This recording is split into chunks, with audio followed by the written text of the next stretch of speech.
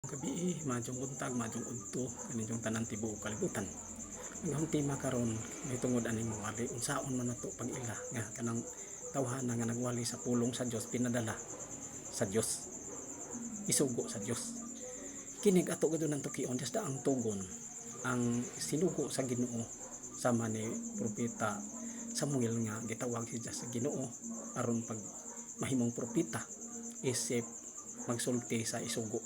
pasulti sa Ginoo nga managna siya ug kanang ijang tagna matuman gadyon munay tinuod nga pinadala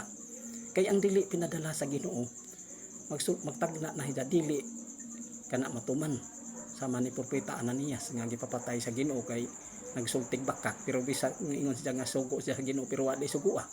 unsa hinungduman nato nga si Josue pinili sa Ginoo pare kana Josue gi ampuan ni Moises tapion ang kamot ni Moises nato Josue basa nato kana sa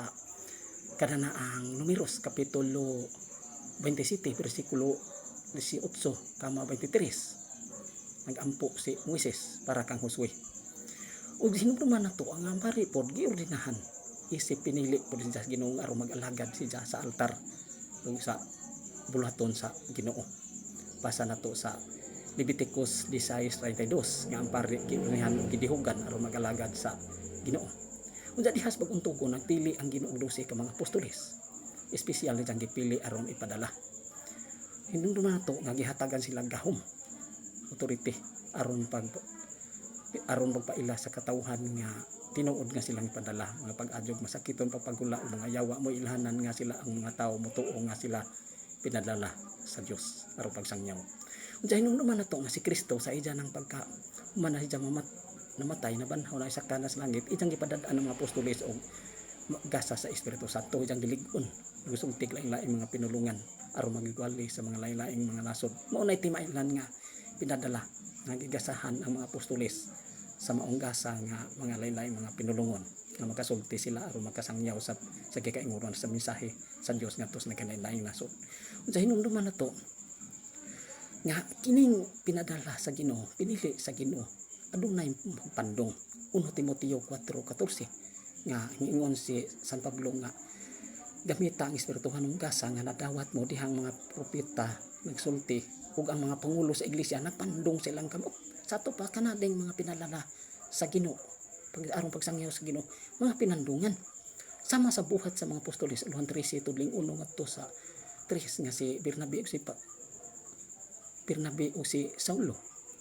gipili sa Espiritu Santo mingon ang Espiritu Santo gahin kanako si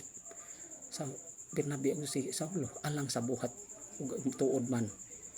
gipandungan sa mga pangulo sa iglesia mao nay timaan mga isuon ko diha ni Kristo nga dunay nagpadala ug dunay puy nagsugo kay sa Roma kapitulo 10 bersikulo 14 ngadto 15 unsaon man pagpamati sa mensahe sa Dios kun walay gipadala sa ato pa klaro kadyo nga ang naay gipadala karon sa atong panahon karon daghan naman ang nagwali magapangutan nata kinsa may nagpadala nila ug kinsa man puy nagpandong mo nay bantadyanan nato mga igsuon ko diha ni Kristo nga kita angay ta magbantay nini kay ug way nagpadala na matawag gadto na siya og nagbutbuot lamang nagwali siya sa ijarang kong kalingon ug way siya sugua sa Ginoo sama sa ni propeta Ananias nga wa sugua sa Ginoo jan nagnaon ja wa matuman mo nay matawag na siya bakako na siya nga wa na siya sugua mao na diha mga igsuon ko diha ni Kristo magbantay ta nga sama sa mga kaparian giordinahan na sila aron mag-alagad sa Ginoo sa katawhan ug mga ministro pod pinandungan na sa obispo ug dili man galing pong obispo mahimo pod ang pare pod diha sa parokya ang ministro mo makapandong pod ubos sa pagtugot sa obispo aron makatabang sa paghimog mga ministro paghimog kasaulugan sa pulong sa pagpakalawat sa mga masakiton pagpatabang sa pagpakalawat sa mga tawo panahon sa santos nga misa mao na diha mga igsuon ko diha ni Kristo nga dunay nagpadala ug mga isip pod sila mga pinandungan nga timaan nga sila tinuod gadyon nga sinugo sa Ginoo naay mga ilhanan busa magbantay kita ini mga igsuon ko diha ni Kristo nga tinuod man galing silang pinadala unsa may ilang ebidensya umaingon magaling ng damgo sila aron pag wandam ko sa Ginoo nga gisugo nga pagwali banta dyan na mga isuon ko ni Kristo ug tinuod ba kana ug dili ba kana bakat pagpatuo nga aron tao motuo busa magbantay kita ini mga isuon ko diha ni Kristo kuna imong tumo-tumo og sulti nga imo ingong pinadala pero waday. Amen.